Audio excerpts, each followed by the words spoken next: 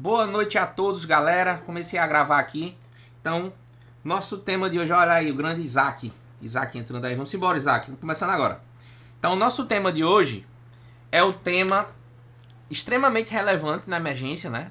Abdômen agudo sempre é super relevante. Isso é fato. Quem trabalha com emergência sabe que o abdômen agudo é uma das coisas que mais aparece na emergência. Dor, de uma maneira geral, aparece demais. E quando se fala do abdominal, do torácico e cefaleia, é a tríade aí, de prevalência do nosso pronto-socorro. E dentro desse espectro de dores abdominais, nós temos vários tipos de abdômen agudo. Abdômen agudo obstrutivo, perfurativo, inflamatório, não é verdade? Então, o tema de hoje é diverticulite aguda. Mas presta atenção, a diverticulite aguda, ela é um espectro da doença diverticular aguda, que tem várias apresentações. Mas a que mais se apresenta pra gente no pronto-socorro é a diverticulite aguda. E é um tema que, apesar de ser amplo na bibliografia, do ponto de vista da emergência, a gente tem que dar uma estreitada para tentar raciocinar o paciente que precisa ficar internado ou não, o paciente que precisa de exame ou não, se vai para casa, qual é o antibiótico que eu passo, quais são os achados de exame físico, quais são as principais complicações que eu tenho que ligar o alerta, tá? Então, vamos nessa, apertem os cintos, peguem papel e caneta, caso vocês gostem de papel e caneta, caso não gostem, apenas prestem atenção, utilizem o chat para perguntar absolutamente qualquer coisa. Vou só tomar um gole d'água. Vamos embora. Galera, doença diverticular aguda é o nosso tema da aula de hoje. Então, vamos nessa. Eita, acho que eu esqueci de fazer o sumário. Esqueci de fazer o sumário da aula. É o seguinte, volta pra mim. Agora que eu lembrei, ó, erro técnico, faz parte. O sumário da aula vai ser dividido assim. Primeiro, eu vou dar algumas informações, tá, sobre a doença diverticular aguda. Depois a gente vai ver um caso clínico e essa abordagem clínica junto com exames e tentando raciocinar e modular uma hipótese diagnóstica. Uma vez que a gente modulou a hipótese diagnóstica, a gente vai ver um pouco sobre o tratamento e quem é que deve internar, que é o clássico, né? Porque a decisão do internamento no pronto-socorro é uma das coisas que mais causa aflição ao médico. Meu Deus, eu interno ou não? Eu dou alta ou não? Né? A decisão do internamento sempre é um impasse. Então, olha pra mim. Vamos pular o sumário, depois eu ajeito e coloco lá no portal da comunidade direitinho. Ficou nojento esse sumário. Ok. PL, informações iniciais, tu dissesse que ia dar. É verdade, vou começar agora. Presta atenção. O que é um divertículo? Porque muita gente, a gente estuda muito essa história de diverticulite e tal, mas a galera às vezes esquece um pouco o que é um divertículo. É simples. Um divertículo nada mais é do que uma protrusão da mucosa e submucosa sobre a camada muscular, formando como se fosse um lúmen aqui. E esse lúmen, você entende que ele pode causar diversas complicações. Ele pode acumular alguma coisa aqui, conteúdo fecal, e infectar, pode inflamar, pode perfurar, pode criar um abscesso. Então, assim, são inúmeras as hipóteses de complicações de divertículo. Então, são protrusões, como eu falei, da mucosa e da submucosa, que se projetam através da camada muscular e fazem esse buchinho. Pele, tu tem uma analogia mais digamos assim, real? Tem. Você já viu aquele bucho que dá no pneu do carro? Aquele buchinho assim pra fora? Pronto, quando você bate num buraco, pronto, um divertículo é isso aí. Certo? É aquele bucho que bate quando você bate num buraco, faz aquele buchinho no pneu do carro. Então, galera, quando você olha um divertículo, a princípio, pessoas que são acometidas por esses divertículos desenvolvem a doença diverticular. E nem sempre essa doença diverticular causa maiores complicações, tá certo? Mas em alguns outros espectros causa. Por que é que eu escolhi o tema da aula hoje? Porque apareceu para mim recentemente e também por conta da estatística. Olha só que relevante é. Meu amigo, 60% da população com mais de 60 anos possui divertículos, né? Tem doença diverticular. Então é coisa muito prevalente. E vocês lembram o seguinte? Aí tá aí um insight. Isso vai ficar cada dia mais prevalente. A população está envelhecendo, galera. Então, cada dia mais a gente vai ver ao longo, por exemplo, daqui a 10 anos, a gente vai ter muito mais doença diverticular na emergência, diverticulite, do que o que tem hoje. A população está envelhecendo, né? Então, o que é que acontece? Você tem que lembrar disso. Esse divertículo, ele pode complicar de várias formas. Mas as duas principais são inflamação, tá? As duas principais são inflamação. Cadê meu mouse? Aqui. Inflamação e sangramento. As duas principais são inflamação e sangramento. Então, ou o cara faz uma diverticulite aguda e inflama, ou o cara sangra, tá? Principalmente isso daí, esses dois.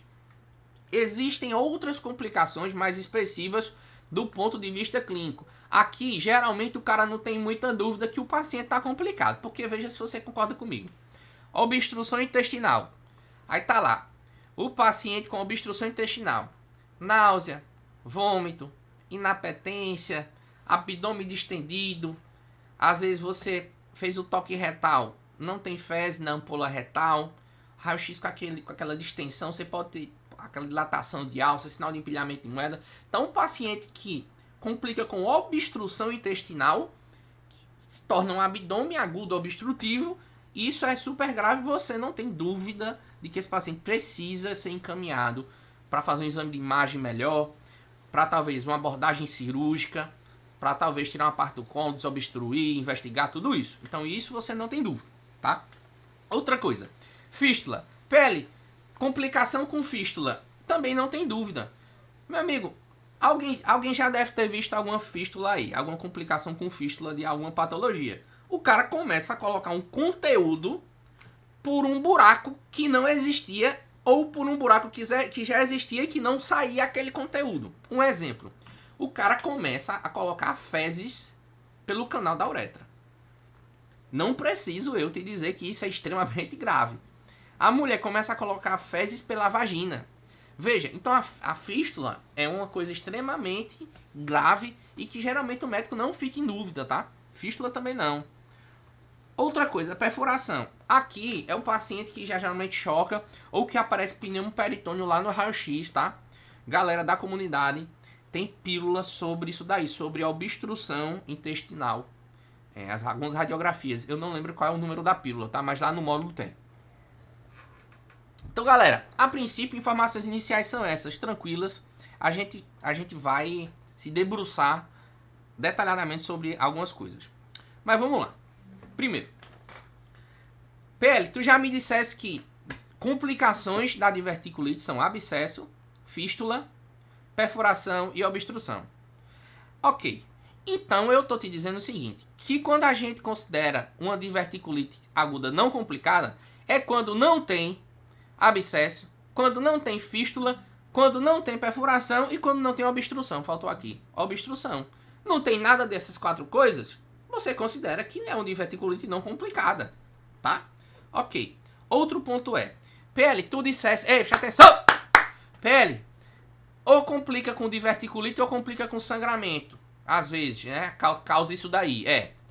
Sangramento por divertículo geralmente vem sem ter alguma inflamação associada e sem ter dor. Então, geralmente isso daí não te chama tanta atenção de gravidade, a depender, óbvio, a depender da quantidade de sangue, não te chama tanta atenção quanto o cara que está com a dor abdominal. Então, divertículo ou sangra ou inflama. São os dois principais. E lembre-se que complicações são abscesso, fístula, perfuração e obstrução. Algumas coisas que eu tenho que te falar. Primeiro, na fístula, como eu já citei anteriormente, saída de fezes pela vagina ou pela uretra, piúria e fecalúria, né? Pneumatura, às vezes o cara começa a urinar, começa a sair ar na urina. Vê que negócio estranho, né? E aqui um dado bibliográfico para vocês. Vejam só. O paciente que faz uso crônico ou teve uso recente, em doses consideráveis, de AINE, opioide ou corticoide, é um tipo de paciente que você tem que ficar de olho. Por quê? Porque ele tem um fator de risco a mais para perfuração. Paciente que usa essas três medicações perfura bem mais do que o paciente que não usa. Veja que isso é um detalhe, mas que faz toda a diferença na hora da sua conduta. Porque se você suspeita ou não de perfuração, mas na hora da avaliação você vê que o paciente toma cronicamente alguma dessas três medicações, você já tem um fator a mais para tomar de conta nesse paciente, tá? Galera, até aqui o momento eu preciso que vocês digam se tem alguma dúvida. Agora a gente vai ver alguns algumas imagens de divertículo. Eu achei bem interessante a gente entender como é que se projeta, né? Rapidão, porque a gente não perde tempo aqui no plano de emergência, tá? Deixa eu só ver se alguém tem alguma dúvida até aqui. André, Ariane, Emily, Isaac, Matias, alguma dúvida até aqui?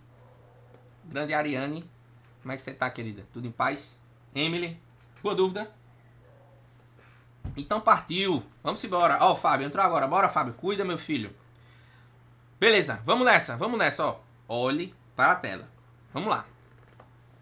Galera, é o seguinte. Olha que interessante o divertículozinho, né? Como eu falei, é essa protrusão que dá da camada da submucosa e da mucosa sobre a muscular. Então faz um buraco. Isso aqui acumula fezes, pode perfurar, infectar, fazer abscesso, enfim, obstruir localmente alguns outros locais, né? E tem paciente que tem muito divertículo, né? Olha esse aqui. Os divertículos grandes, né? Você vê que isso aqui passando conteúdo intestinal, isso aqui pode acumular, né? E isso acontece mesmo, tá, pessoal? Beleza. Vamos relembrar como é que a gente faz uma semiologia da dor bem feita? Daquela semiologia que a galera diz, porra, esse cara aqui se garante fazendo anamnese. É isso. Sempre nessa ordem. Por que eu aconselho fazer sempre na mesma ordem? Porque é o seguinte, quando você faz sempre na mesma ordem, tem a chance maior de você fixar essa ordem de anamnese. Então é assim, fulano, como é seu nome? Meu nome é tal. Ok. Tá sentindo o quê? Ah, tal coisa. Há quanto tempo você tá sentindo? Isso se localiza aonde? E vai para algum lugar, irradia para algum lugar. Essa dor é tipo aperto? É tipo queimação? É tipo pontada? É tipo cólica? É tipo furada? De 0 a 10, quanto é a intensidade dela? Agora, 10 é a pior dor que você já teve. Desde o começo, essa evolução aí vem melhorando, vem piorando ou vem do mesmo jeito? E tem alguma coisa que o senhor faz que melhora ou que piora essa dor? Já teve antes? Por que essas perguntas são extremamente importantes? Porque é o seguinte, principalmente essa daqui, ó, que a galera não deve esquecer. Galera, máxima dentro da medicina. Principal fator de risco para você ter algo é se você já teve antes. Principal fator de risco para você ter algo é se você já teve antes. O cara já infartou. Fator de risco para infartar de novo. O cara já teve AVC. Fator de risco para ter outro AVC. Já teve diverticulite. Fator de risco para ter diverticulite. Tanto é que episódios prévios sugerem muito um diagnóstico de diverticulite. Tipo, o cara já teve outras vezes. E agora tá com uma dor abdominal no mesmo canto e tal. E ele já teve 2 vezes diverticulite. Meu amigo, estatisticamente, tem uma grande chance de ser de novo diverticulite, de acordo com a anamnese que a gente vai fazer agora. Calma, preste atenção. Vamos lá. E os sintomas associados? Os sintomas associados, você sempre vai perguntar esses sintomas por sistema. Primeiro você pergunta a toxemia. Febre, náusea, vômito e inapetência. De cara. O cara que está séptico, toxêmico, ele fica sonolento, com febre, náusea, vômito e sem querer comer. Como você está dentro de um diverticulite, você tem que sempre perguntar se o cara tem sangramento e constipação. Por quê? Porque a obstrução intestinal e sangramento são algumas coisas que podem aparecer. Sintomas urinários, por conta da topografia. Calafrio do lombar. Se é mulher, em idade fértil principalmente, corrimento vaginal, pergunta da DUM, amenorreia, dispareunia, tudo isso. Mas, nesse caso aqui, vamos tentar entender melhor como é que se constrói essa anamnese. Vamos lá. Temos aqui um paciente, agora. Ei, presta atenção. Ei, presta atenção que a gente tá pro caso clínico agora. Presta atenção pra tu não perder, benção. Presta atenção. Ó, temos um paciente, que é um paciente chamado Mário, 69 anos, e ele disse que não tem nenhuma doença, a não ser um remédiozinho que ele usa pra próstata, que é tansulosina. Tudo bem. Seu Mário tá dizendo, ó, eu tô com dor na barriga há 3 dias. Essa dor é em região debaixo da barriga, mais do lado esquerdo, não vai para nenhum lugar, sem radiação nenhuma. É uma intensidade que eu diria moderada, mas é uma dor que não alivia com nada, uma dor constante. Ele disse que não sabe referir o tipo da dor, mas é constante, não alivia. Independente do que ele tome, não alivia. Sem fator de melhora ou piora, nada que ele faz também melhora. Tá com a febre, ele falou que teve febre em casa, mediu, deu 37,8. É um paciente que você perguntou de hábito intestinal, ele disse que já tem uma constipação crônica, mas que nas últimas 24 horas ele conseguiu evacuar. Tudo bem. De cara, você, pela idade, pelo quadro, você já pensa em várias coisas. Mas você perguntou, já teve isso antes? Sim ou não? Ele disse que não, nunca teve antes. É o primeiro episódio, tudo bem. Mas não tem náusea, vômitos, não tem inapetência, nenhum sintoma urinário, sem dor lombar, sem sangramento. E galera, lembrar que o sangramento da diverticulite é um sangramento que geralmente vem como hematoquesia ou como enterorragia. Não vem como melena, tá? Galera, presta atenção, isso é uma coisa importante. Ó, o sangramento da diverticulite geralmente vem como hematoquesia, que é aquele raio de sangue vermelho vivo nas fezes, ou com enterorragia, sangue mesmo, aquele sangue expressivo nas fezes vermelho. A melena, que é aquele borra de café, não costuma acontecer, tá? Porque melena geralmente é coisa de HDA, né? Coisa acima do ângulo de Treitz, o sangue digerido, enfim, metabolizado, isso é com aquele bolo preto nas fezes. Não é hematoquesia ou enterorragia. Beleza? Beleza. E algumas informações importantes. Topograficamente, essa é a região que mais acomete o paciente que tem diverticulite aguda. E uma coisa interessante da dor é que é constante. Não é uma dor em ciclos. Quando você tem, por exemplo, uma dor de... Ó, presta atenção. Quando você tem uma dor de obstrução intestinal, o paciente ele fica com aquela cólica. Aquela cólica indo e voltando. Indo e voltando, indo e voltando. O cara da diverticulite na dor é constante. Constante sempre, tá? Não alivio com nada. Beleza. E aí, galera, você tem uma anamnese, aí você tá pensando assim, pô, tudo bem. PL, vamos pro exame físico? Vamos pro exame físico, eu quero ver o exame físico desse cidadão. Bora lá. Estado geral bom, cardiovascular, respiratório, sem alterações nenhuma, aí você palpou o abdômen. Abdômen plano, depressivo, flácido, doloroso em fossa ilíaca esquerda, o que gera, entre aspas, esperado, porque o paciente estava te dizendo que tem dor em fossa ilíaca esquerda. Tu não achou sinal de irritação peritoneal nenhum, não tem dor de descompressão brusca, não tem massa palpável, aqui é importante você palpar para saber se você acha algum abscesso, algum plastrão. Galera, massa palpável é indicativo de complicação, velho. Sempre, sempre, sempre. Massa palpável é indicativo de complicação. Pode ser um abscesso, pode ser um tumor, pode ser um plastrão, tá? Ruídos hidráulicos presentes, o cara tá soltando um pum, mas Bloomberg e Carnet negativos. Para quem não lembra o que é Carnet, é o seguinte, vamos lá. Galera, sinal de Carnet é um sinal de peritonite. Como é que você vai fazer isso? O sinal de Carnet pressupõe que você tem que saber onde é que está a dor do paciente. Ele está te dizendo onde está a dor. Beleza. Você vai pegar e vai apertar essa dor, ou apertar essa região do abdômen que dói mais. Quando o paciente estiver dizendo que está doendo lá, porque você está apertando, você vai pedir o seguinte: fulano, encoste o seu queixo no peito. Tente fazer tente levantar, encoste o queixo no peito. Se ele fizer isso e doer muito, a dor aumentar muito, a gente diz que esse teste é positivo para peritonite.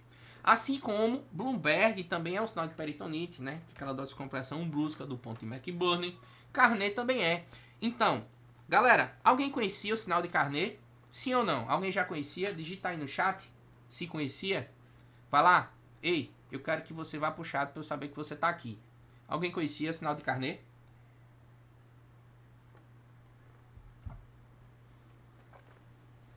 Alguém conhecia? Beleza? Contra. É verdade, Matias. Contra. Eu falei a favor, foi? Contra. Exatamente. Boa. Eu escrevi a favor, foi? É contra. Deixa eu ver aqui. Voltemos para o slide. Não, tá contra. Eu que falei a favor, não foi? Beleza aí, galera? É contra, tá? Contra.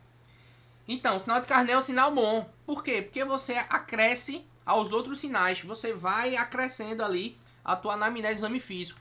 Aí tu pensou o seguinte: pô, Pele, caramba, esse paciente aqui eu tô em dúvida. Ficou no limbo, porque ele tem dor, velho. Ele tem dor e é idoso. Aí tu pediu um laboratório.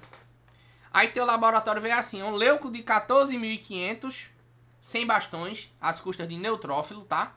E uma PCR de 90. O resto, sem alteração nenhuma.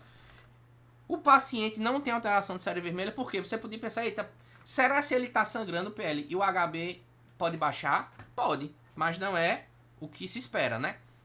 Nesse paciente, ele não relatou sangramento. Função renal, bilirrubinas, então tudo tranquilo. Agora, você tem um paciente que tem uma leucocitose, um PCR elevado com uma barriga doendo do lado esquerdo. Galera, primeira pergunta que eu quero fazer para vocês, rapidão. Qual o diagnóstico sindrômico que vocês dariam para esse paciente? Diagnóstico sindrômico, de uma maneira geral. De uma maneira geral, diagnóstico sindrômico. Matias, eu não sei se eu vi, era uma pergunta. Ah! Beleza, Matias. E aí, quem acha que é o quê? Matias já falou, abdômen agudo inflamatório. Perfeito! É isso aí, cara. Abdômen agudo inflamatório. Você não sabe o que é. Mas você sabe que é uma dor abdominal. Deixa eu fechar que tá chovendo aqui. Ó. É uma dor abdominal, tá? Localizada. Que faz uma elevação de leuco e uma PCR alta. É um abdômen agudo inflamatório. Isso daí. A gente começa daí. Aí começa a pensar, pô, quais são as causas de abdômen agudo inflamatório? Você vai pensar, né? Outra pergunta para vocês. Vocês acham que esse paciente merece uma tomografia de abdômen? Sim ou não? Se você acha que ele merece, digite sim. Se você acha que ele não merece, digite não. De acordo com o que ele está agora. Na sua percepção de avaliação clínica. Vamos lá. Vamos lá, galera. Matias, André, Ariane, Emily, Isaac. Vocês acham que esse paciente merece uma tomografia de abdômen? Sim ou não? Se você acha que merece, digite sim. Se você acha que o paciente não merece, digite não, por favor. Pediria ultrassom antes. Taumaturgo disse que merece. Eu também concordo, galera. Ultrassom antes. Poderia ser ultrassom antes. Com certeza, Matias, se você tem ultrassom antes, você faz ultrassom antes por conta de radiação que não tem, por conta de agilidade, tudo isso. Isaac também disse que sim. Galera, eu também acho que merece. Só que, o que é que acontece? A gente sabe que o paciente, principalmente em hospitais de pequeno e médio porte, não vai ter acesso a uma tomografia de abdômen. Então a gente tem que se apegar principalmente a sinais de gravidade. Quais são os sinais de gravidade que esse paciente tem? Alguém conseguiu identificar algum, pelo menos assim? Eita, PL, esse sinal aqui eu acho que é um sinal de gravidade. Digita aí no chat. Você conseguiu identificar algum sinal de gravidade? Se sim, digita qual que você identificou. Só pra gente ficar antenado aí. Fosse no teu plantão, um paciente com dor em falsa ilíaca esquerda, sem descompressão brusca, sem peritonite, o hidrélio tranquilo, leuco aumentado, PCR alta, mas sem outros comemorativos. Esse paciente, você acha que ele tem algum sinal de gravidade, sim ou não? Se você acha que tem, digita qual sinal. Se você acha que não, digita não. Vai lá, bora. Bora pra gente aproveitar que já acaba, velho. Bora. Vocês acham o quê? É isso aí, galera. Vamos nessa. Vocês estão muito preguiçosos hoje, hein? Vamos embora. Então, vou voltar pro slide. Eu vou dizer o que é que eu acho, tá? O que é que eu acho? Eu acho que não. Por quê? Vamos lá. É um paciente que há 3 dias está com essa dor. É um paciente que não tem náusea, não tem vômito. Tem um sinal de alarme que é a febre. Isso é um sinal de alarme. Beleza. Você tem que aferir a febre dele lá no pronto-socorro para saber de quanto é essa febre. Por quê? Uma febre maior que 39 na diverticulite é uma febre que a gente considera uma febre alarmante, tá? Beleza. No exame físico, é um paciente que não tem muita coisa a não ser dor. Então, eu, PL, diria que é um paciente que precisa de exame de imagem, mas que não está grave. Essa é a minha perspectiva desse paciente, tá? Então, eu diria que é um paciente que precisa de exame de imagem, mas não está grave. Mas eu tenho que lembrar disso daqui. Isso aqui é o suprassumo na aula. Dor em quadrante inferior esquerdo tem várias causas. Mas eu vou lembrar delas, das principais. Primeiro, hérnia estrangulada, diverticulite, pielonefrite e urolitíase. Galera, eu vou dizer uma coisa pra vocês, ó. Se tem uma dor que dá muito em região inferior do abdômen esquerdo e direito também, mas principalmente flancos aqui nessa região da transição aqui, ó, é urolitíase, velho. Cálculo renal. Quem já teve ou quem já pegou paciente com cálculo renal sabe que essa dor começa por aqui, ó. E às vezes irradia para baixo, descendo, né? Então é uma dor típica de cálculo renal. Hérnia estrangulada, a dor é muito pontual, né? E você consegue palpar a hérnia. Gravidez ectópica e cisto ovariano roto, a gente consegue identificar mais em mulheres em idade fértil. Então nesse nosso paciente, a gente já não iria falar em gravidez ectópica e cisto ovariano roto, nem DIPA, né? Um paciente masculino. Abscesso em pessoas pode ser? Pode. Mas a gente fica principalmente com urolitíase, hérnia estrangulada e diverticulite. Essas 3. Essas 4, né? Na verdade, essas 3 principais. E aí, dessas 3, tu tem que... Hérnia tu não palpou, tudo bem. Então já sai hérnia. Urolitíase, não tem nenhum sintoma urinário, nem dor lombar, nem geordano, nada. Mas tem febre. Então tu pode achar também que pode ser uma pielonefrite, embora a dor seja na frente. Mas de tudo isso que eu falei, fica claro que a principal HD é a diverticulite. Se você concorda comigo, eu quero que você diga no chat. Vocês entenderam, galera, essa história da topografia aqui? Ó, eu vou dar um recado agora. Quem é da comunidade, a gente tem uma aula sobre dor abdominal no pronto-socorro. Então é anamnese, análise topográfica, tudo isso, tá? Então passa por essa aula depois e dá uma revisada, porque tem essa parte topográfica bem bacana. Beleza, vai dizer, PL, entendi. Eu acho que é diverticulite mesmo, eu concordo contigo. Beleza. A gente não vai fazer exame de imagem porque a gente não tem na nossa unidade agora. Tudo bem, senão a gente ia fazer. Vocês estão totalmente certos. PL, como é que eu trato esse paciente? Eu posso botar ele para casa ou eu tenho que internar ele? Galera, aquele paciente da gente, ele só tem uma febre de 37,8 aferida em casa como algum sinal de alerta. O resto ele não tem. Então ele é um paciente que idealmente a gente precisaria sim de uma imagem, de uma tomografia de crânio para descartar complicações, mas não tem tomografia. E tu tem duas decisões. Ou tu interna o cara, ou tu não interna. Ou tu dá alta para ele com prescrição. Aí isso daí é uma decisão muito individual. E aí eu vou te dizer, já, os principais pontos que a gente tem que considerar para internar um paciente. Isso daí é uma coisa importante. Mas esse paciente a gente daria alta para ele, tratamento ambulatorial. Por quê? Deixa eu falar logo disso. Vamos lá. Quem é que eu devo internar? Geralmente quem é que eu interno é um quadro de diverticulite aguda. Geralmente eu interno um paciente que tem algum indício de perfuração, ou seja, um pneumoperitônio no raio-x, tá? Algum paciente tem um sinal de obstrução, um raio-x com volvo, com dilatação de alça expressiva, constipado, nauseado, vomitando, às vezes vômito fecaloide. Fístula, não preciso nem falar, fístula, né? O cara colocando conteúdo fecaloide pela urina ou por outro orifício, ou um abscesso. Aí te pergunto, galera, um abscesso... Aí, essa pergunta é boa, viu? Um abscesso por conta de uma diverticulite. Vamos dizer que você fez exame de imagem. Deu um abscesso lá. Abscesso de X centímetros. Esse abscesso, ele precisa ir para a cirurgia? Sim ou não? Ou depende da gravidade do paciente, sim ou não? Ou não depende, tem que drenar de todo jeito? Ou pode esperar sem antibiótico? Ou espera com antibiótico? E aí? Esse abscesso da diverticulite, você drena ou não? Se vai drenar, por que é que drena? O que é que você leva em consideração? Se é instabilidade hemodinâmica, se é sinal de infecção ou não, se é febre, se dá para tratar em casa, se não dá. E aí, vocês acham o quê? Essa pergunta é boa, viu? Porque é o seguinte.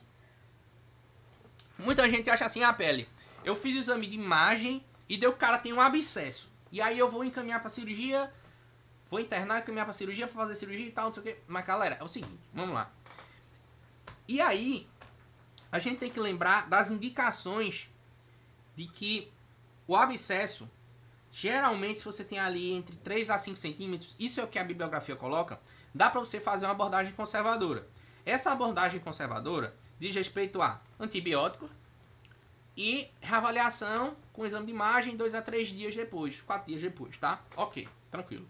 Isso se o paciente estiver com condição clínica boa, favorável, sem sinal de sepse, sem sinal de instabilidade hemodinâmica, sem sinal de disfunção orgânica. Porque um abscesso, independente do tamanho, se ele causa disfunção orgânica, isso já se caracteriza como uma sepse e a gente tem que drenar esse foco. Isso daí, André, tem que ver a classificação. Perfeito, cara, perfeito. Mas abscessos de 3 a 5 centímetros, de maneira geral, dá pra gente tratar com antibiótico via oral. Então, vocês conseguem entender que o fato de que, tendo um abscesso ali, e esse abscesso sendo até 5 centímetros, a gente consegue tratar ele em casa, isso é bom pra gente. Ou seja, isso dá uma brecha pra gente dar alta pra esse paciente, mesmo que ele esteja com abscesso. Então você vai palpar a barriga dele bem. Por isso que eu falei, galera, tem que palpar, tem que ver se tem alguma coisa. Porque se tem, e tu tem que ver se esse tamanho dessa massa é grande, é pequena. Porque veja, abscesso de 5 centímetros a gente pode liberar o paciente, tá? Vamos ver outras situações aqui. Outras complicações. Então, o paciente da gente, a priori, não tem abscesso, apesar de a gente não ter feito o exame de imagem, o ideal é que a gente fizesse. Não tem fístula, não tem obstrução, não tem perfuração. Beleza. PL, sepse, sinais de toxemia. Sepse não tem porque não tem disfunção orgânica. Toxemia, ele tem a febre, né? Ele tem a febre de 37,8, mas não é febre alta. Tudo bem. Bibliograficamente, a febre geralmente é maior que 39, pra gente dizer que a febre é muito grave. Imunossuprimida, ele não é. Leucocitose expressiva, então, essa leucocitose expressiva é uma coisa que a bibliografia deixa um gap. Não existe um alvo, diz assim, eita, esse nível de leucócito é expressivo para internar, não existe. Mas se você achar que uma leucocitose grande, 16, 17 mil, com desvio, você considera isso como sendo um fator para internar. Multimorbidades e refratariedade ao quadro. Por quê, galera? Se o paciente tem uma refratariedade ao quadro, ele precisa de um exame de imagem, com certeza, ele já precisaria antes, mas agora é que ele precisa mesmo, porque pode ser um abscesso não drenado aí, que persistiu. Mas o que está na tua tela são as principais indicações de quando internar uma diverticulite aguda. Então isso daqui você tem que ter na sua cabeça para levar para o seu plantão. Se tem alguma coisa dessa, benção, tu tem que internar. PL não tem nada disso. O nosso paciente, no máximo, ele tem uma febre alta. Eu decido dar alta para ele. Eu, PL, no plantãozinho de UPA, eu dava alta para ele, explicava tudo certinho, ó. Você vai começar esse antibiótico e tal, que a gente vai falar agora. Mas eu daria alta para ele. PL, dando alta para ele, o que é que eu preciso lembrar com relação aos medicamentos? Vamos lá. Sim, mas antes, galera, todo mundo entendeu essa história aí do internamento?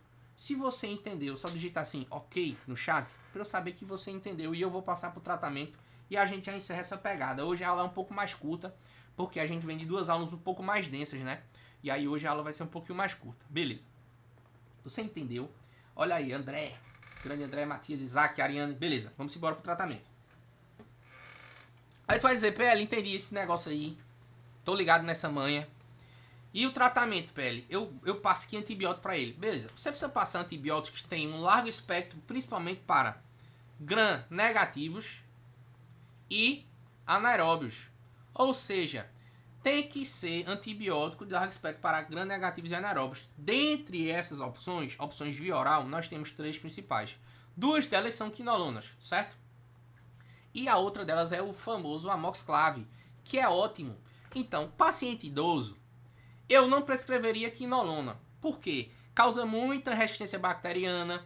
Levofloxacino é uma medicação tuberculostática, então trata a tuberculose multiresistente, então a gente já está queimando isso daí futuramente, talvez se o paciente tenha alguma coisa. Cipro causa muita deformidade, muita incidência de acidente com relação à cartilagem e tudo, prolongamento do intervalo QT, arritmia, tudo isso. Então vamos fazer o seguinte, vamos prescrever a amoxiclave, tá? A gente prescreve a amoxiclave de 12 em 12, 875, eita, 125 aqui, tá, galera? 875, 125 aqui. Eu engoli o 2. De 12 em 12 horas, galera, por 7 a 10 dias. E lembrar de fazer o seguinte, ó, fulano, se você não melhorar em até 3 dias, você precisa retornar pra gente reavaliar. Ou se você piorar, você retorna, oriente ele. Você que trabalha no interior, consegue ter uma proximidade maior com esse paciente, com a galera da comunidade, tá? Você diz, ó, fulano, esse remédio aqui você vai tomar. Mas se você não melhorar em 3 dias, você precisa voltar, tá certo? Porque você precisa, pode ser tal coisa, pode ser um abscesso, a gente tem que fazer uma imagem, etc. Beleza.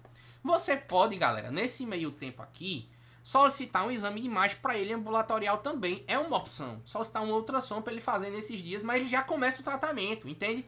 Tu já tem que começar o tratamento, tá? Não é obrigado também fazer o exame de imagem naquela hora, naquele momento. Se o paciente está estável, você vai iniciar um antibiótico para ele, como eu já falei, de preferência amoxiclave, e pode passar ultrassom, se você achar que quer ultrassom, se for mais fácil, pode passar um ataque, tá certo? Mas lembrar que o paciente precisa de antibióticos. Outra coisa, não deixe esse paciente constipado. Constipação é uma coisa que não pode em várias patologias e a diverticulite aguda é uma delas. Não deixe o paciente constipado, ele tem que evacuar. Então dieta com líquidos claros, né? Dieta pastosinha, aquela dieta bem tranquila, com fibras, tá? E hidratação via oral reforçada, tanto para o paciente se hidratar, quanto para as fezes não ficarem endurecidas. E lembrar que a analgesia desse paciente é analgesia simples, ou seja, é analgesia com dipirona ou paracetamol. Por quê? Porque se você lembrar, AINE, opioide e corticoide aumentam o índice de perfuração, né? AINE, corticoide e opioide aumentam o índice de perfuração, então você não pode prescrever isso, galera. Você tem que prescrever ou dipirona ou paracetamol, ou os dois intercalados, tá? Não esqueçam disso, tá? Então, se você fizer isso certinho, solicitar um exame de imagem, então o paciente vai ficar redondo. Por que foi que eu escolhi essa aula hoje? Veja que próximos anos a gente vai se deparar muito com isso daí, velho. E, consequentemente, mais complicação, mais abscesso, mais fístula, mais perfuração, mais obstrução, mais sangramento, mais diverticulite aguda, enfim, tem uma série de coisas, tá? Galera, e já estamos chegando ao nosso final da aula, foi rápido hoje, né? E motivacional reverso do PL. Matias, olha aí a frase, ó. Você ainda não chegou lá, mas olha o quanto você já se fudeu. Eu ri muito quando eu vi essa frase. Eu me identifiquei demais, velho. Olha, a gente que é da medicina, a gente se fode muito, essa é a verdade. Desabafa aqui. A gente que é da medicina, a gente se fode muito. Demais, velho, pra aprender. Se fode no plantão com o paciente. Se fode com o familiar pra dar notícia. Se fode porque tem que estudar toda hora, o conteúdo é infinito. Se fode porque todo mundo acha que a gente é milionário. A gente se fode de todo jeito, né? Mas lógico, eu tô fazendo chororô, a gente somos uma população privilegiada de maneira geral, mas a gente luta muito pra isso, né? Galera, muito obrigado pela participação de todos, tá? Vocês foram fenomenais, tá?